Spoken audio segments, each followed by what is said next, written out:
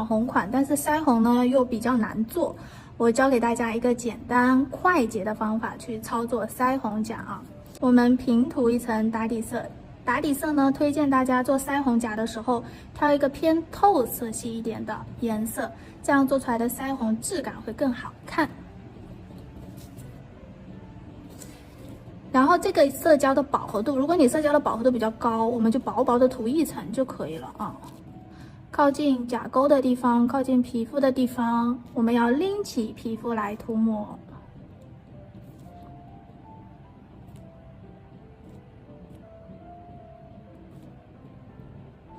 完全包裹住侧线啊。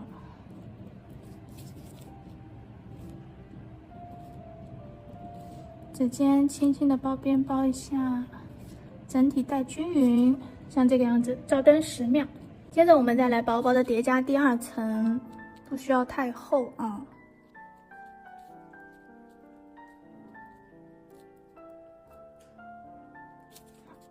像这个样子，第2层我们去照灯30秒。接着我们取这个海绵，按照我们接下来要做腮红的大致的大小去修一块下来，这样直接剪一块，然后把旁边的这个角角修掉，剪成这个样子偏小一点的形状，大概就是你要做腮红的1/2的一个大小，一个小小的。然后我们就可以用这个辅助工具，看我们的塑形夹捏住它。接着呢，在我们要操作腮红的地方去彩绘胶啊，先点一个小圆点，在我们要做腮红的正中间，然后用我们的海绵轻拍它，看像这个样子，调整它的范围，第1层把它拍淡一点，面积呢稍微的大一点点。像这种长一点的指甲，我们的腮红大概就是拍成一个椭圆形的形状。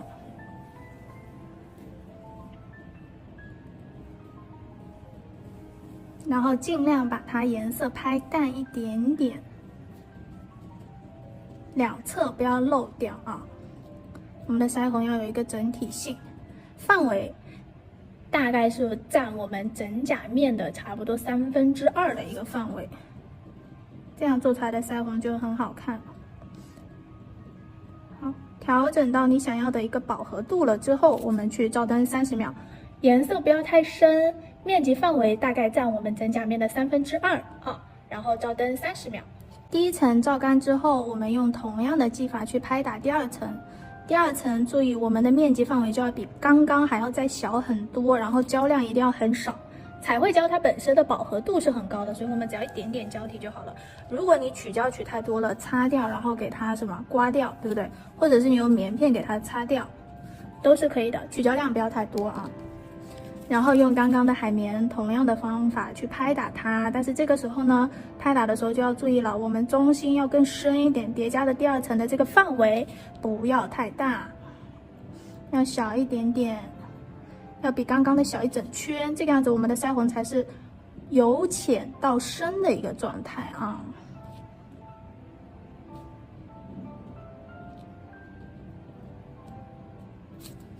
好，眼睛看一下，饱和度差不多够了。然后这里缺了一丢丢，如果缺了一丢丢，我们选择补，而不是现在去调整，好不好？照灯30秒，照完了之后，这一块有一点点淡，我就选择在这里再补一点点。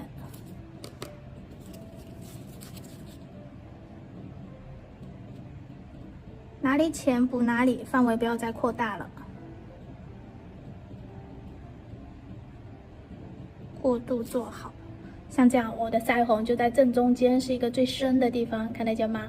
最后照灯30秒。然后你想要你的腮红甲更不灵不灵的话，这个是云锦粉哦，挑选这种细一点的，不要太大片，轻轻的点缀在我们的甲面上，不要太多，一丢丢。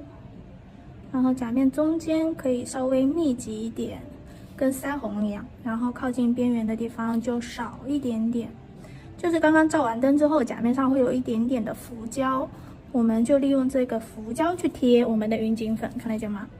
然后用我们的刷子轻轻的压平。我们的笔刷是用酒精洗干净了，上面没有什么太多的胶的状态下去操作的啊。好，像这个样子。看得到吗？然后我们的云锦粉用笔刷按压平整了之后，它其实是不会起翘的，因为它很薄，就这么薄薄的一点点，我们把它按压平整了，就可以直接在上面去做什么呢？封层了。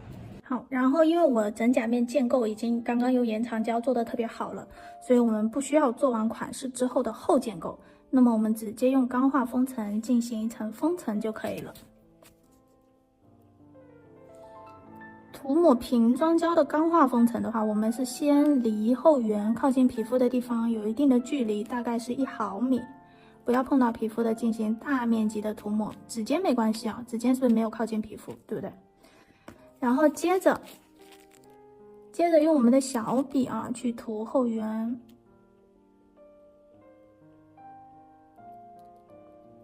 和左右两侧靠近皮肤的地方，甲沟的位置，用小笔去涂的。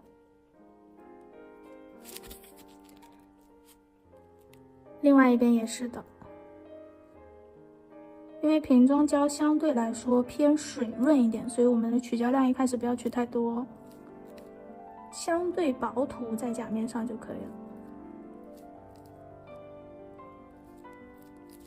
好，后缘左右两侧的甲沟都涂抹到位了之后，我们再少量的一点点的瓶装胶叠加在后缘处，轻推一下，不要碰到皮肤，然后笔刷躺平，均匀的带到指尖。这个时候也可以倒置一下，让它什么呢？留平，是刷痕留平。这个倒置其实没有什么太大的那个要做高点啊什么的这些要求，就是倒置一下，让它相对留平滑一点就可以了。因为我们刚刚用刷子带过了之后，刷子会有刷痕嘛，所以我们让它自己留平一下。到这个15秒左右留平了之后，我们就可以去照灯了。封层建议大家照灯2个60秒啊。封层照干之后，我们的矫正延长就完成了。我们先从侧边看一下，我们的整个指尖就已经被调整下来了，然后侧线非常的漂亮。我再给大家总结一下啊，就是重点是什么？我们的海绵首先第一个不要太大个，看得见吗？不要太大个。然后要用到彩绘胶，这个颜色是我自己用2个彩绘胶的颜色调出来的。重点想让你的腮红自然的话，一定是2层的范围，第一层浅一点，面积范围铺大一点，然后第2层的面积范围是要比刚刚第一层的要差不多要小一整圈的感觉，有深有浅。用彩绘胶这种细腻一点的海绵，然后去拍它就很方便，特别是用这个塑形甲，这是我最近找到了最容易最快速做腮红甲的方法。